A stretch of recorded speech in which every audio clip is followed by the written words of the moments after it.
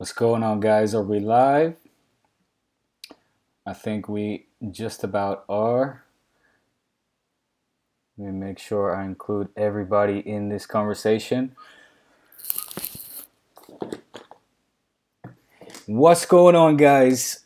We are here back with the weekly episode. It's BB Live, of course, coming at you, as well as D Spot. My name is Diego, and I want to welcome everybody here for another episode this week. The penúltima jornada, the second to last match, of course, in La Liga.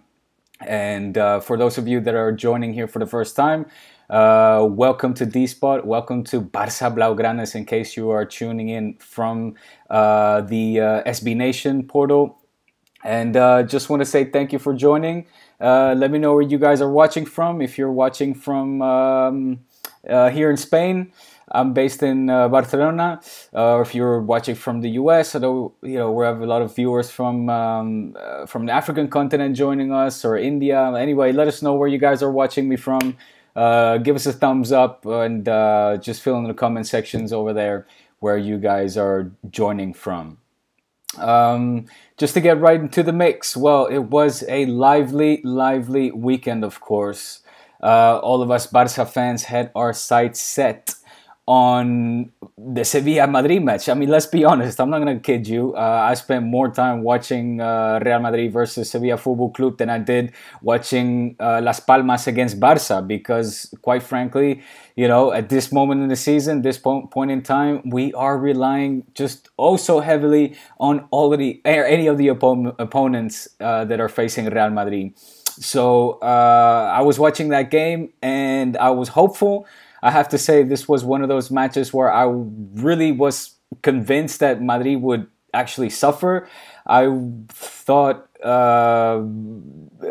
again, I was convinced of the fact that Sevilla would come out with their teeth showing, and would want to, at least solidify that third Champions League spot. Let me just make sure that everything is good here. If for any reason or another you guys cannot hear or see me, make sure you let me know in the comment section, of course, okay? Yeah, because I'm still quite new to this live streaming, problems are not uncommon. Let's just put it like that. But anyway, guys, I'm going to continue here. So, yes, my hopes were high and my sights were set in the Real Madrid-Sevilla Football Club match, hoping that Sevilla was going to finish this season on a high after, let's admit it, let's be honest here, after a disappointing second half of the season. They started the season off so incredibly well. Let's not forget as well that they gave Real Madrid also, a very tough time in the first half of La Liga, tanto in la Copa del Rey, even both in the Copa del Rey and La Liga. Let's not forget those three matches that they played back to back with, Sergio Ramos. Even, you guys remember this one, the Topo Gigio that Ramos dedicated towards his own fans. That was not very well appreciated, of course, and bam, payback only a week later. But hey, that was 6 months ago or so, right around the time when I started the first D-Spot episode. I'm going to put a link to the description or up here in the top corner somewhere so you guys can see that first D-Spot episode, which was about that moment, which I thought was so pivotal and played such an important part of that point in the season. And I was kind of hoping, I guess, unrealistically, that this emotion would overflow into the match that we saw yesterday between the two sides. Unfortunately, it didn't. It really didn't whatsoever, not even a little bit. Again, we have to be honest and say that Sevilla Football Club looked like a bunch of amateurs, a bunch of amateurs that came out and just were like, bueno, estamos aquí, we're here, can we have some tapas, or, maybe do a tour around Madrid, because obviously this football game is of least importance to us. And they showed that by made such a rookie mistake, such an amateur mistake, by, not asking the referee to set up the wall and have the ball set at the correct distance accordingly. They were just, walking around, scratching their balls, scratching those huevos, as far as I'm concerned, looking at each other, looking at the floor, spinning around a little bit. And, obviously Nacho, el más listo de la clase, Nacho, the most clever one of the class, saw an opportunistic moment and capitalized on it. And he should have. He did so, rightfully so. Madrid went on top 1-0, and after that, guys, it was game over. The 2-0 followed. Yes, it was 2-1 for a. It was 2-1 for a little bit, where I was hoping, okay, maybe this is going to be interesting. Maybe Madrid will get nervous a little bit and start slipping. Who knows? Maybe there's a 2-2 dramatic ending to this game. But then that Cristiano Ronaldo, that guy that we just love to hate. Let's be honest, love to hate him. He's good for the game. He's good for us culés to vent our anger to. But at moments like yesterday, man, it's not often I admit this or do this, but I tip my hat off to him, because that 3-1, my God. That 3-1 kind of reminded me, okay, not to the degree, but his style, like the form in which he kicked the ball, he turned around and kicked it. Of course, it wasn't a volley like Zizou in the final. Look, I'm not saying it was like Zizou's goal in the Champions League final between Real Madrid and Leverkusen, but it kind of, and obviously Roberto Carlos didn't cross the ball like that, but it just kind of, for some reason at the moment, it kind of reminded me of that. It was a ball that he hit just right and curved right around two of the Sevilla defenders into the back of the net, the top corner. It was a beauty in its own right, and this moment in time, probably La Liga decider, that goal. Because it finished any hope that I had in Sevilla coming back that game and making it some sort of game out of this. And of course, the 4-1 followed shortly as well. However, I wasn't watching the game at that point anymore. I went back to watch Las Palmas Barça and decided that I would blissfully continue to dream that La Liga was still possible. Let's talk a little bit about Las Palmas against Barça. Good match as well. Like I said, obviously my eyes were set more in the Sevilla Real Madrid game, but I did flip back and forth to make sure that I was on top of what was going on in Las Palmas. Make sure que no la íbamos a palmar. A little play on word for you guys that speak Spanish. That those that don't, palmar means screw up.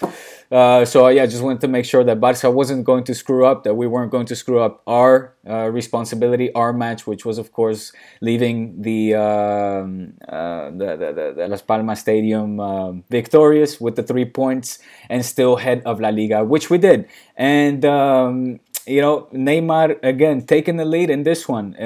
He was looking fantastic, playing great football. Of course, I'm not just saying that because of the hat trick, but more so because of his playmaking abilities, which on the banda izquierda, on the left side, he makes players look like toys. He makes other teams look like complete rookies. And a friend of mine over the weekend sorry, not over the weekend, but last week in Real Madrid's game against semi-final against Atletico, when he dribbled past the defender, he said, if Neymar or Messi would have done this, this would have gone around the world 10,000 times, and then would have praised him, and it would have put him up for the Balón de Oro. And I said, yes, it's true. That is true, because they do it consistently. Messi has been doing it consistently, and Neymar has been, especially, this season, has been doing just consistent regates, consistent dribblings, fantastic dribbles around the defenders. So if only Barca was in that position where we could have, seen Barca play against Atletico in a semi-final, that play would have gone the world millions of times. But that's all ifs and whens, and could have, should have, would have, but of course didn't. So back to Las Palmas game. Neymar inspired, playing great football, great hat trick that he got away from that match. But I want to point out something that I find almost more important than Neymar's hat trick. In fact, I'll scrap that. Definitely more important than Neymar's hat trick was Busquets. Busi, people, too much too late, I don't know, but he looked phenomenal. He was awesome in that position that he holds so well, the defensive mid position. And the plays just starting from Busi, the way that we've been so accustomed to over the years, the reason why he, Del Bosque regards him, holds him so high, on such high regard, the reason why he even said that he wishes he was a player like Busquets. The plays started from him. And you only have to look at the 1-0. I mean, I don't know if you guys noticed. I actually only got to see it in the replay because, like I said, I was watching the Madrid game, the Madrid Sevilla game on the radio. I heard that Barça had scored, so I flipped immediately back to see the goal. And I was grateful that they had rewind the replay back so far that I could actually see the starting point at which this goal was started at. So the starting point of this goal, because Busquets, wow, that little taconazo, that little back heel, bam, right to Iniesta's feet, and Iniesta knew that was coming as well. It was just a glimmer of hope and a glimpse into as well Barça of old that we have grown accustomed to watching, because Iniesta knew that ball was coming to him. He picked it up right away, turned around, a dagger pass, and to Luis Suarez, who was running off with it, and of course Suarez passing it off gracefully and selfishly as well to Neymar's feet, who just had to slot it in at that point. But that Barca midfield, let's hope that we can build on that over the summer, because with Busi like that, with Busi inspired like that, with Busi feeling it and wanting to really making sure that he plays that pivotal role, realizing that the Barca goals, the Barca play, the Barca identity actually starts and ends at his feet. If he really believes that and understands that, then you know what?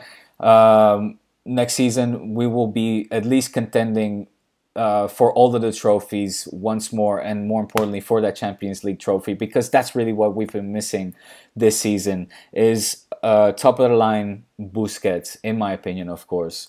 Do we need to, the same conversation as always, do we need to strengthen the defense? Absolutely. However, hey, what can we get Can we give a round of applause to Marlon Santos as well? The young lad, 17 years old, making his Liga debut. Of course, he's already made his Champions League debut, but now also starting in La Liga. I was incredibly happy to see him come out and see that he was forming part of the defense. Obviously, with Pique, Digne, Sergio Roberto out, our defense was weaker than ever before, and I was happy that he didn't go with the simple what we all kind of expected. I thought he would have come out, that Luis Enrique was going to come out with Mascherano, Jordi Alba, and Umtiti, but I'm happy that he left Masche on the bench and he gave Marlon Santos a chance. And hey, I think granted, Las Palmas, he didn't have too much to do, but the little bit that which I saw from him, which I based this on what I saw both in the Champions League and throughout the season with Barça B, as well as yesterday, I think he can hold his own. Again, he's a young kid, 17 years old, but he shows humility and he shows belief in his abilities as well. He mentioned himself that he was nervous before the game, which I thought was an honest, but also an important kind of confession to say, look, I know this was only my first game. Let's not forget there was a lot riding on this game. This wasn't just any other game to say against Las Palmas and say, well, let's hope for the best and slot in Marlon Santos because we've got nothing to play for. Barca had everything to play for, and a lot of pressure was on that defense to make sure that no slip ups were going to occur, which they didn't. A 4-1 in the end, solid victory. Still top of La Liga, guys. Still hope. Still hope. Still hope. Let's say a little prayer for Celta. Obviously, I mean, I've been saying it for a long time now that my only real hope in this last stretch of matches was going to be Sevilla and Celta. And obviously Sevilla, no match once again for this powerful Real Madrid, who, I mean, you gotta say, if they don't win La Liga, then man, what a cock up! What a cock up that will be! Cock up of the ages. Maybe one that we'll write about and tell our kids about. Like maybe the ligas of Tenerife, those famous Tenerife ligas, those back-to-back ligas. If you guys don't know about those ligas where Barca and Real Madrid were fighting to the bitter, very, very end, the final day to win La Liga, check out or just Google, do a quick search on Google on the Tenerife, las ligas de Tenerife, or just Google Liga Tenerife, and because there's some great stories about that.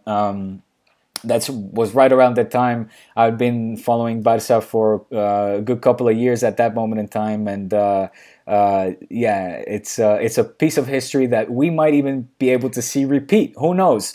Maybe Celta is not a pushover, guys. I don't know why people are not more let's say that once more the press in Madrid seems almost overly confident because they don't seem scared. They don't really take Celta as a threat. Having said that, just look at them last week against Man United. Okay, it's not the Man United of old, but it is a Man United that is still an economic powerhouse and has a very able and very intelligent manager in Jose Mourinho. And they gave, they fought until the very end. They had a chance there to even take the match and go into the final. Celta again in those last seconds. I think it was the 92nd or 93rd minute when they booted the ball upfield, and they played in a cross. I don't remember who it was, but the striker should have, or I mean, it's easy to say, hindsight is 20/20, of course, but he had more of a shot at goal than crossing the goal. Anyway, it didn't happen. Man U in the final. My point with this is that Celta should be taken serious. And Madrid looks very confident. They look overly confident. Don't forget what I said. In the Clásico, guys. In the Clásico, I was walking around the Bernabeu asking all the merengues exactly this question. Do you think you are overconfident in beating Barca today? And they all said, they either said flat out yes, or they said no, but we're definitely beating Barca and it's going to be easy. And look what happened. It finished 3-2. Which allowed us to still sit here today and have us culés hope that La Liga will be ours. So, vamos Sevilla, muchísima fuerza. I'm going to be stuck to the TV like glue. And pray for a miracle. Of course I'm not saying it will happen or that it will be easy, but I will also tell you this: Madrid is going to suffer and is not going to be a pushover match. I do have faith in that. I do have faith that los directivos del Barça, the Barça board of directors, will send over a nice fat maletín. A maletín is a briefcase full of cash, which will be sitting very pretty in the Celta de Vigo locker room in case they win. And those Celta players will take home a much deserved reward, of course. And I'll just say it right here. I don't know if this is the right platform, but I am in full favor of rewarding winning. Meaning that, I love how in Spain it's not legal, it's not openly accepted. By that I mean clubs will never talk about it. La Liga officials will never admit to this. But everybody knows that come the end of La Liga, there's maletines going left and right. And the bigger the club, the bigger the maletin, the bigger the prize, the fatter your check will be in case your team wins and allows the other team to win, or causes an upset. So Bartomeu, a plea of all of us culés, make sure that maletin is nice and fat. You know you got some cash laying around. I know not a lot. I know we're not in a position to do a Florentino style and just hand out some cash. But, scrape it together, my friend. Stack it up in a nice fat maletin, because those Celta players deserve a nice fat reward if and when they do defeat Real Madrid and allow Barça to have La Liga in their own hands, because not a tie will not be good enough at this point anymore. Let's be honest. Malaga is going to be a pushover. Malaga, if at this point you still think, I know that Luis Enrique needs to be politically correct and say, well, we lost at Celta and Malaga, this can happen to Madrid. Yes, Madrid can lose in Celta. Malaga, let's forget about it, okay? With the president talking nasty about Catalonia and whether it was the press or the people, him trying to make good afterwards, it was too much too late. He had said what he said, let his feelings know of Catalonia, and that's disgraceful.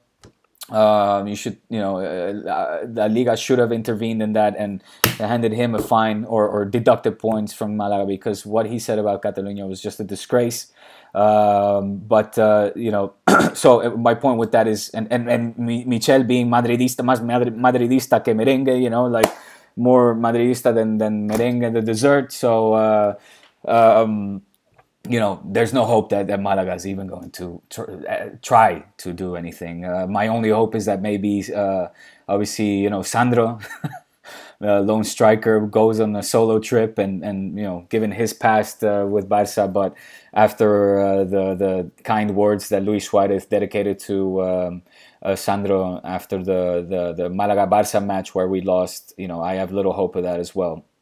He said, Luis Suarez had whispered something in his ear like, you shouldn't bite the hand that feeds you, or something like that.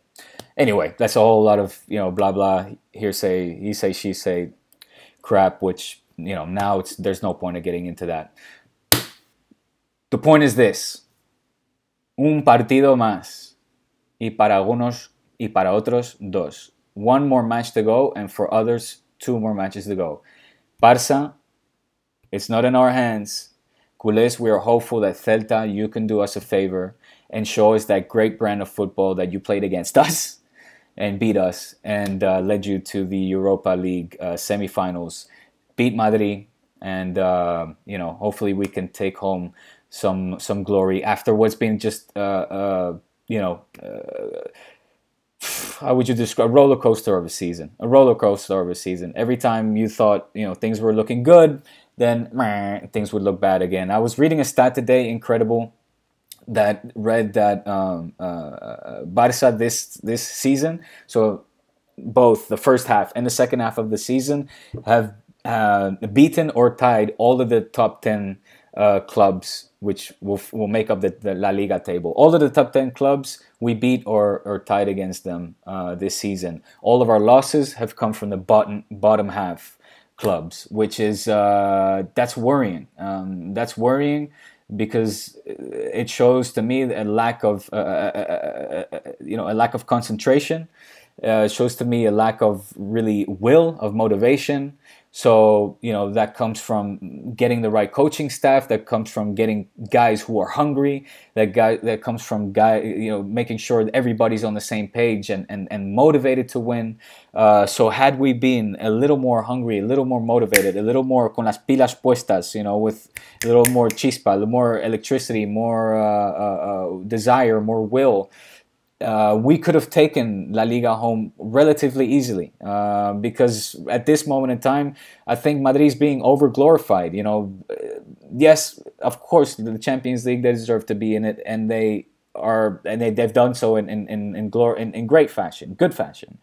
La Liga, however, they haven't played great brand of football whatsoever, and if they take home the doblete, so Liga and Champions League, I think it's doing a disservice to football.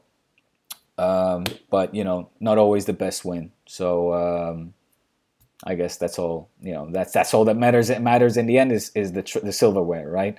Brand of football is for some is more important than others. For us culés, for Barça fans, the silverware is everything. Or sorry, the brand of football should accompany the silverware, and that is everything. And for Real Madrid, they change. Brands of football like fashions change. Or like seasons changes fashion. I don't know that's a good analogy. I just came up with it, but you guys get my point. Like players change girlfriends. How's that? Anyway, guys, that's pretty much it for me. That wraps it up for me. I'm going to be live on TYT Sports in about an hour and a half at about 7 p.m. Local time, so local European time, local Spain time, 7 p.m. I'm going to be joining the TYT Sports crew to talk about Chelsea winning the Premiership. Congrats to Chelsea, of course. All my Chelsea friends from the UK, big up to you lot. Well done, mate. Well done. Another terrific season. I'll call it the Leicester Fairy Tale Part 2. Because, I mean, let's be honest, it is a little bit of a Leicester fairy tale. Chelsea, who finished 10th last season, okay, 10th, their lowest points ever under the Abramovich reign at Chelsea. Losing an iconic coach like Jose Mourinho, and anyway, just making a miracle turnaround. And this season, not being even the biggest spenders. Of course, they spend a lot of money to get some new players in, but no marquee signings, and managed to finish well clear of the Premier League table, ahead of the likes of Man U, Man City, who have just been a terrible disappointment. So. So yeah, well done to you guys. Anyway, I'm going to be talking more about that in about an hour and a half time, a little bit less, hour and 20 minutes on TYT Sports. So make sure you guys check me out on there. I'll be talking about Chelsea as well as Atletico de Madrid and whether Diego Simeone should stay or go. Should he stay? Should he go? Although he's already, of course, let the at least the press hint. He hinted towards the press that he will most likely stay. I think he will stay. Whether it's good or not, that's what we're going to discuss. So, guys, again, that's all from me. Diego, D-Spot, Barça Blaugranes. Thank you guys for tuning in. Make sure you like, subscribe, and of course share this video. And put your comments down on in the comment section. I realized this was a bit of an odd time, so not a whole lot of interaction. But on the playback, guys, fill in your comments, and I'll do my best to answer all of those. Okay. On to another week. Stay hopeful, culés. Visca el Barça y visca Cataluña. Vamos, Celta. Cheers.